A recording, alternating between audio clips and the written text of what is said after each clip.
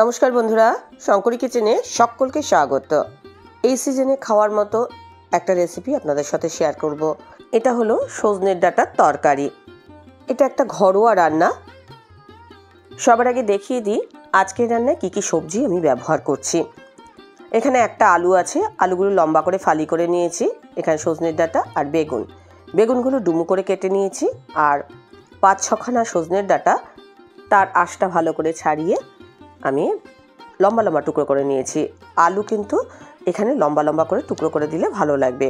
এই হচ্ছে সবজি। এর মধ্যে যেটা আমি ব্যবহার করব সেটা হচ্ছে বড়ি।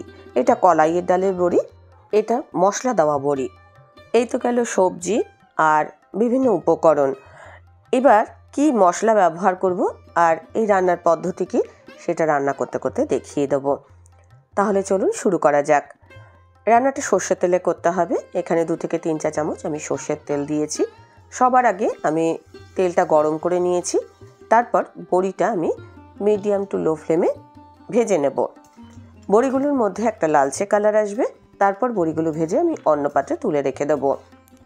রান্নাটা শুরু করার আগে বড়িটা ভেজে নিলে বড়িটা সুন্দর গন্ধটা থাকবে, প্লাস বড়ি ভাজার যে তেলটা পড়ে থাকে সেই তেলের মধ্যে রান্নাটা চাপালে তার গন্ধটা খুব ভালো হয়। ফোড়নে দেব আমি 1 চিমটি কালো জিরে আর দেব হচ্ছে রাঁধুনি। এই রান্নাটা খেতে অনেকটা মাছের ঝোলের মতো লাগবে, একদম নিরামিষ অথচ টেস্টটা হবে মাছের ঝোলের মতো। ফোড়নের চুরবুর আওয়াজটা বন্ধ হওয়া পর্যন্ত অপেক্ষা করব।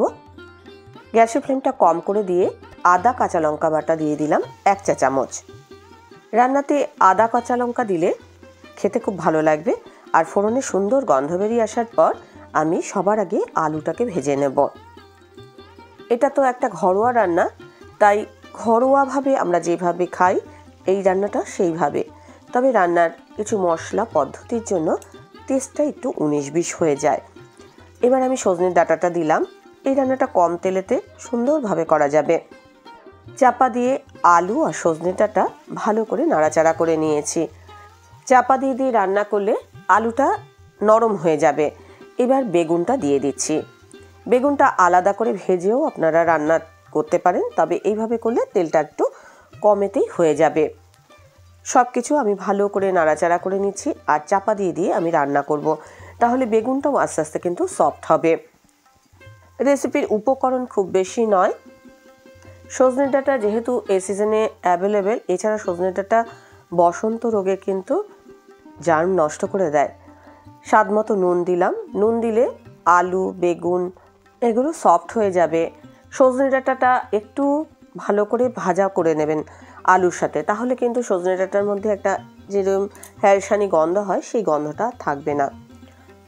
1/2 চা চামচ হলুদ দিয়ে নাড়াচাড়া করে এবার আমি দিয়ে দিচ্ছি 1 চা চামচ জিরের গুঁড়ো, যেটা কিনা আমি জলের মধ্যে ভিজিয়ে রেখেছিলাম। এখন মশলা দিয়ে আমি এই যে সবজিগুলো ভালো করে নাড়াচাড়া করে নেব। জিরের গুঁড়োটা দিয়ে 2-1 মিনিট আমি মিডিয়াম টু লো ফ্লেমে নাড়াচাড়া করে নিচ্ছি। যে জলটা দিয়েছিলাম জলটা প্রায় শুকিয়ে এসছে।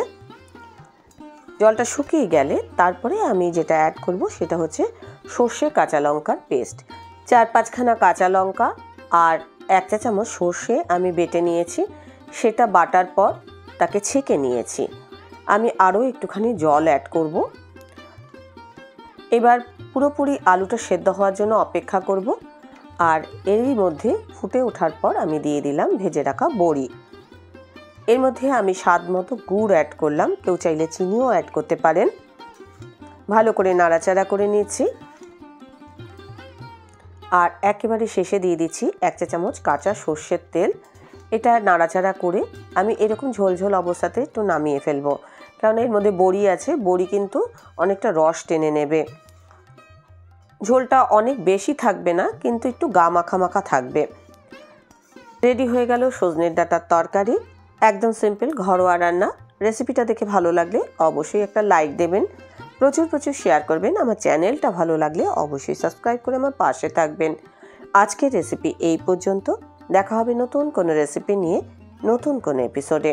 এতক্ষণ আমার সঙ্গে থাকার জন্য অনেক অনেক ধন্যবাদ।